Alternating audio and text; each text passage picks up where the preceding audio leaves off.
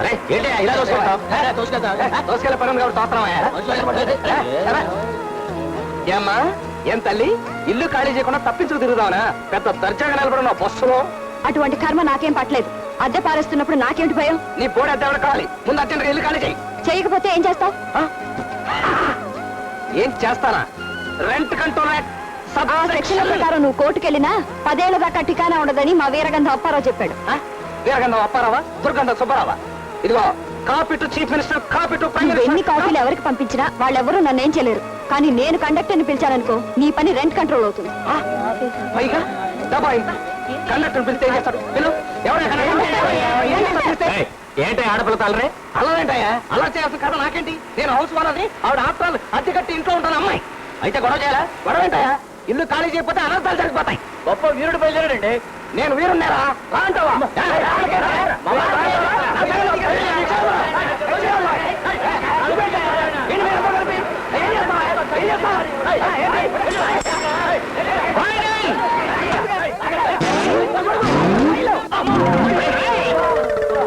పడి పడి ఉన్నాను ఈ పట్టం నాకేం కొత్త కాదు నువ్వు పడితే పట్టు నీతో పాటు మమ్మల్ని లాగేసావు కదయ్యా అవసరం నేను పడగలేండి అవసరాలు మీరు పడితే ఏంట్రా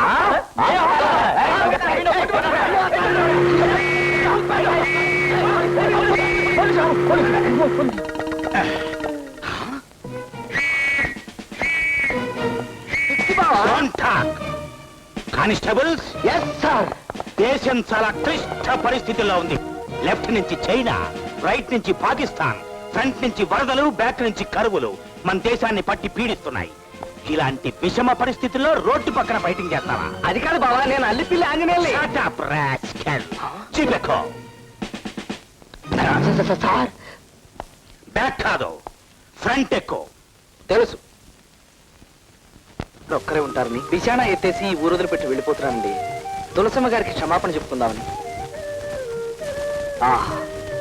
ఆది దంపతులు పార్వతీ పరమేశ్వర్లా ఉన్నారండి నికార్సైన తాగుబోతుకి పతివ్రత లాంటి పెళ్ళాం మీ ఇద్దరిని చూస్తే 2 చేతులు ఎత్తి దండం పెట్టాలనిపిస్తుందండి కానీ 2 చేతులు ఖాళీ లేవు నోటితో దండం పెడుతున్నాను నమస్కారం చూసావా మనం పార్వతీ పరమేశ్వర్లా ఉన్నాం అన్నాడు ఏంటి వాళ్ళ మీద కూకుంటావా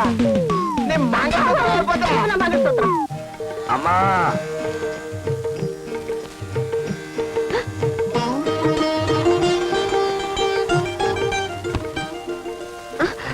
అదేంటి బాబు నా కాళ్ళకి దండం పెడుతున్నావు మా అమ్మ లాంటిదాని కదమ్మా అందుకే దండం పెట్టా ఇంతకీ ఈ సామాన్లు ఏమిటి మీ పట్ల నేను ప్రవర్తించిన దానికి ఆ దేవుడు నాకు విధించిన శిక్షమ్మా అవే మాటలు బాబు బరువు మోస్తూ మాట్లాడుతున్నావు దుంపుతానుండు తల్లి ప్రేమ అంటే ఇదే కాబోలు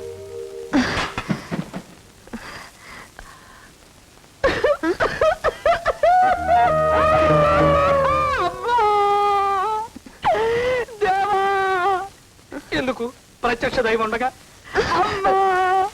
ఎందుకు బాబు గుక్కటి ఏడుస్తున్నారు నిన్న నేను లాడ్జిలో ఉంటే ఎవడో దొంగ వెధవా నా జేబులోంచి 6,000 రూపాయలు కొట్టేశాడమ్మా 6,000 అవునమ్మా అయినా మీలాంటి వాళ్ళని నోటుకొచ్చినట్టు అలా మాట్లాడినందుకు నాకు ఆ ప్రాయశ్చిత్తం జరగాల్సింది అసలు మీరు లాజులు ఎందుకు దిగారు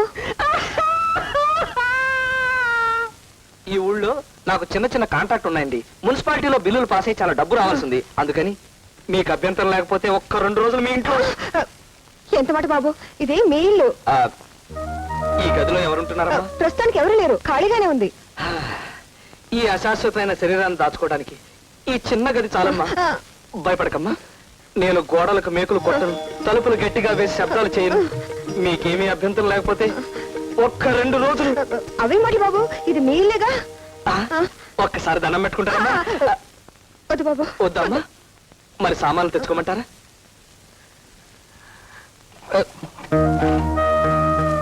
ఇల్లు ఖాళీ చేయమంటే చేయరా చెప్తా అమ్మా వస్తున్నా బాబు నేనేమైనా సాయం చేయనా బాబు ఈ చిన్నది పట్టుకెళ్ళమ్మా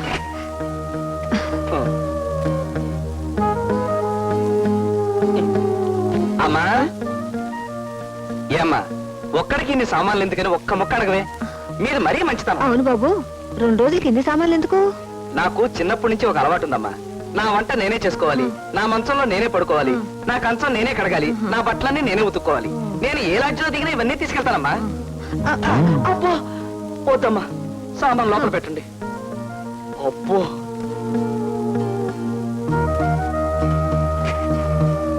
అమ్మా ఇది కూడా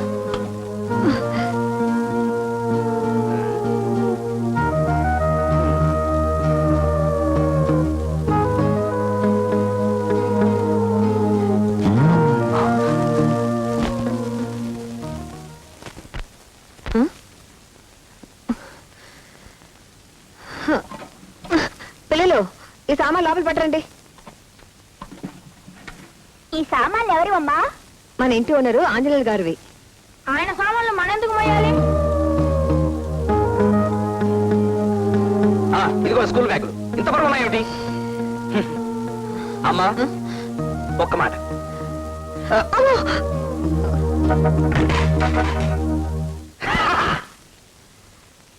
నేను వచ్చేసరికి టేబుల్ కూడా వేసించారు. టేబుల్ అంటే ఒకటే తక్కువ. పైన పట్టారో లోన్ లోటారో అంటే ఇదే అనమాట.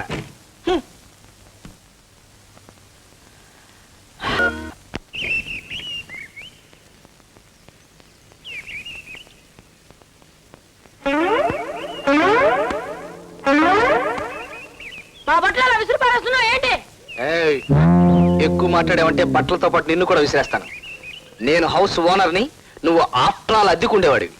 నా బట్టలు ఎండి ఆరి మడత పెట్టి దాచిన తర్వాత అప్పుడు నువ్వు ఆరేసుకో. డోంగ్రే. డోంగ్రేనా అంటే ఏంటి? అదొక తిట్టు. తిట్టా? ఉమ్. వెళ్ళనా? పో. డోంగ్రే. పంది.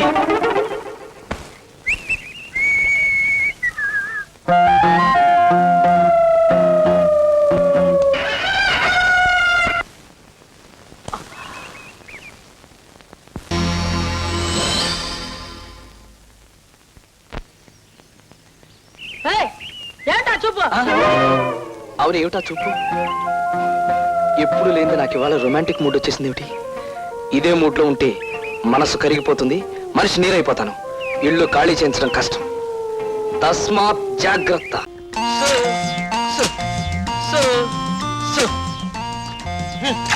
ఈ మగపడకు పుట్టే కంటే మూటలు మోసే గాడిదే పుట్టిన సుఖపడేవాడి. కనీసం కానిస్టేబుల్ కూతురైనా సుఖపడేవాడి. ఊరందరికీ ఆఫీసర్ని, ఇంట్లో మాత్రం పాడు బతుకు, పాడు జన్మ, పాడు బతుకు, పాడు జన్మ. అయ్యో అయ్యో అయ్యో, ఏమిటా ఉతకడం? ఊరంతా వినిపిస్తోంది. చీరలు తిరగాలనా? అలా బండకేసి బాస్తే మురికి వదులుతుంది. అయినా నెమ్మదిగానే ఉతుకుతున్నానుగా. నాయనా అబద్ధాలు చెప్పక. నేను ఇడ్లీ ముక్కలు తింటుంటే నువ్వు దబా దబా అని బాధట్లే.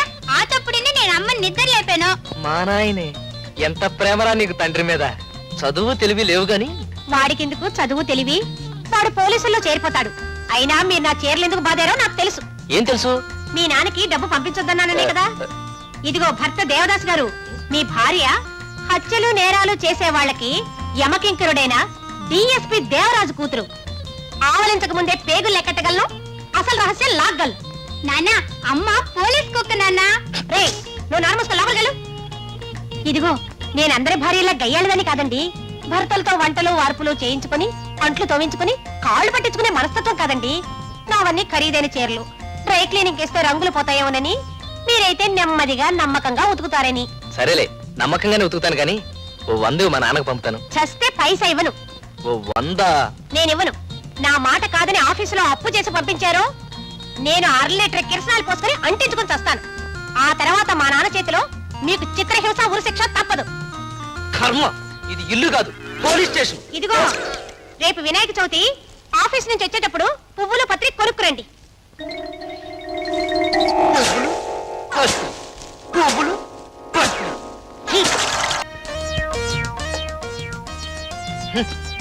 గెజిటెడ్ ఆఫీసర్ ఉద్యోగం చేస్తూ ఇలా ఈ చీరలు ఇస్త్రీ చేయాల్సిన కర్మ పట్టింది. ఏమిటి నాన్న అంత గట్టిగా జాడిస్తున్నావు అమ్మ చీరని? మీ అమ్మని జాడించలేక.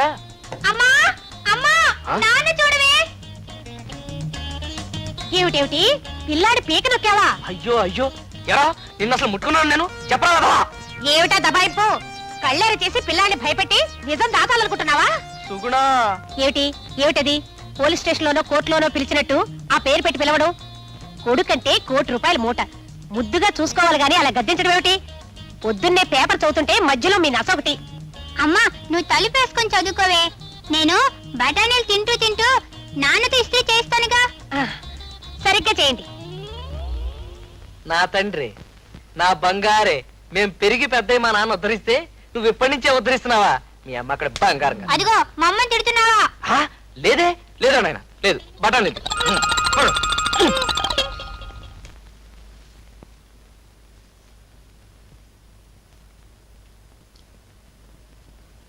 మనుషులు చస్తున్నా కరగని రాతి గుండె కసాయి మనిషి. అమ్మా అమ్మా, నిన్ను రాతి మనిషి కోతి మొహం అని తిడుతున్నాడమ్మా. ఏం పుట్టింది రోగం? 2 పూట్ల పీకల దాకా వండి పెడుతున్నందుక? నేను అనలేదే. ఆనందే వాడెందుకంటాడు? వాడికి ఏమైనా పగ? వాడెవడు? నీ సిఐడి. చీ నోర్మేయండి. మీ నాన్న దగ్గరికి వెళ్ళొద్దు అన్నందుకు తిట్టారు అంతేనా? అందుకు కాదు. అంటే తిట్టింది నిజమే గాని కారణం వేరన్నమాట. ఇదిగో నేను డిఎస్పి దేవరాజు కూతుర్ని. నా దగ్గర సాగవి ఆటలు. అది కాదు. ఓయ్ ఓయ్ ఏమిటి? మీ బాయ్ ఫ్రెండా నేను? సుగుణ, 1500 సంపాదించే ఆఫీసర్ని ఇలా అనడం సబబు కాదు, సంస్కారము కాదు. సంస్కారం నేర్పిస్తున్నారా నాకు? గట్టిగా ఏలేశానంటే జీపేసుకొని వస్తాడు మా నాన్న. కన్న తండ్రి కోసం బాధపడుతూ ఏదో అన్నాను. ఇక మాట్లాడను. నా చావు నేను చస్తాను. అంటే చచ్చి మమ్మల్ని అనాథలు చేయాలనా? మళ్ళీ ఆ మాట విన్నానంటే 1/2 లీటర్ కిరసనాయలు పోసుకొని అంటించుకొని చస్తాను. ఆ తర్వాత మా నాన్న చేతిలో చిత్రహింస, ఉరిశిక్ష తప్పు. ఇదిగో. ఏమిటి, పిల్లాన్ని నిద్రపోయాడా? ఎప్పుడూ అదే గొడవ. మీకెన్నిసార్లు చెప్పాలి? కాన్పుకి మధ్య 10 ఏళ్ళు ఉండాలట. లేకపోతే పిల్లలు పీలగా పుడతారట. పాత పాటే. మరెందుకు పిలిచినట్టు నన్ను?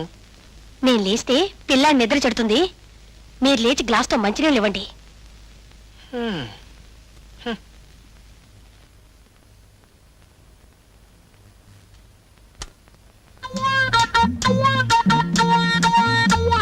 ఏమిటా నడక? నడకే కాదు, గుణాలు కూడా మారిపోతున్నాయి. ఎందుకు? మందు వల్ల. మందా? మందేమిటి? చేయి పట్టుకున్నప్పుడల్లా నువ్వు చీ అని చీ కొడుతూ ఉంటే సిగ్గేసి అవమానం అనిపించి పురుష శక్తి సంహారిణి గుళికలు మండలం పాటు వేసుకుంటే ఈ మగ బుద్ధులన్నీ పోయి ఆడబుద్ధులు వస్తాయా? ఆహా, మగ ఆడగాని మధ్య రకం బుద్ధులు వస్తాయట. అందుకే పురుష శక్తి సంహారిణి గుళికలు మింగుతున్నా. అమ్మో, ఇప్పటికి ఎన్ని గుళికలు మింగావు? మండలం మింగమన్నాడు వైద్యనాథుడు. ఇప్పటికి 10 రోజుల నుంచి మర్చిపోకుండా వేసుకుంటున్నాను. ఇంకో 10 రోజుల్లో గుణం కనిపిస్తుందట. గుణం ఇప్పటికే కొట్టొచ్చినట్టు కనిపిస్తోంది. ఇక మింగకు, నా కొంప ముంచకు. అయ్యో, ఆ గుళికలు మింగితే కొంప ముంచటం, కొంగులాగటం ఉండవట. ఆ గుళికలు మింగావంటే 1/2 లీటర్ కిరసనాలు పైన పోసుకొని చస్తాను. చావటం దేనికి? నేను చస్తే బలవంతం చేయను. ఈ మంచులు తాగు. ఆ పురుష శక్తి సంహారాన్ని పాడుగాను. నాకేమిటో అనుమానంగా ఉంది. ఆ లైట్ అర్పేసి రండి. అబ్బా, ఆ నడక నేను చూడలేను గాని. రామా. ఎరా దేవి, 6 నెలలు గడిచినా చెల్లెల్ని ఇక్కడికి తీసుకురాకుండా నా ఇంట్లోనే ఉంచడంలో నీ ఉద్దేశం ఏమిటి? అన్నా, ఒంట్లో బాగోలేక రాలేకపోయాను. అయ్యో, మీరు లోనికి వెళ్ళండి, నేను మాట్లాడతాను బావగారితోటి. నువ్వు రావే. మీరు రాలేకపోయావు తప్పే. తప్పే అని ఒక్క మాట అంటే సరిపోతుందా? మీ అక్కకి నేనేం సమాధానం చెప్పుకోను. సమాధానం దేనికి? మా ఇద్దరు రైలు ఛార్జీలు, ఖర్చులు వాడిని రమను. వారికేం ఆరోగ్యం బాగోలేదు. అలా డాన్స్ చేస్తూ తిరుగుతుంటే బాగోలేదట. అదంతా మీకెందుకు? ఆ ఖర్చులేవో నేను ఇస్తాను. నేను నీ అత్తయ్యరా? కాదు, నువ్వు నా గుర్రానివి. చెప్పరా.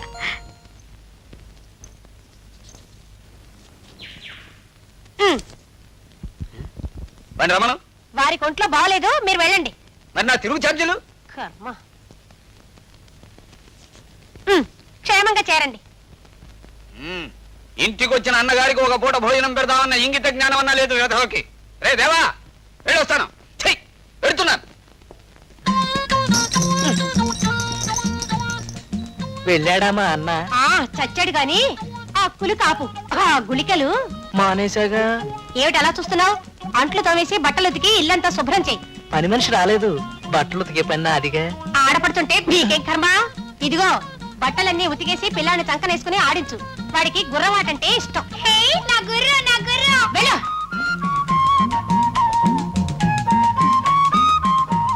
ఆడపటక్కో కష్టం, మగపటక్కో కష్టం. ఈ మధ్య రకమే బాగుంది. మండలం అన్నా మింగనైపోతూ ఆ గుళికలు. ఆ గుళికల మాట ఎత్తకు. శౌర్య వృద్ధి మాత్రలు వేసుకుంటున్నారా? ఉదయాన్ని చావుగా. పదండి, తైలమర్దనం చేస్తాను. ఎందుకు? రాసుకున్నానుగా. రాసుకున్నారా? నా కర్మ. పదండి, మర్దనం చేస్తాను. డిఎస్పి కూతురు దాసిలాగా తయారైంది. ఇలాంటి గుళికలు ఉన్నాయో లేదో నాకు తెలియదు, కానీ ఇది మాత్రం నాకు లొంగిపోయింది. రారేమిటండి, వస్తున్నా. గెజెటెడ్ ఆఫీసర్ ఉద్యోగం చేస్తూ ఈ పని ఏమిటన్నయ్యా? డిగ్నిటీ ఆఫ్ లేబర్ అమ్మా. ఎవరి పని వాళ్ళు చేసుకోవడంలో తప్పు లేదు. ఎవరి పని వారే అంటే వదిన చీరలు నువ్వు ఉతకడం దేనికి, ఇస్త్రీ చేయడం దేనికి? ఎందుకంటే భార్య మీద ఉన్న అనురాగం, ఆప్యాయత.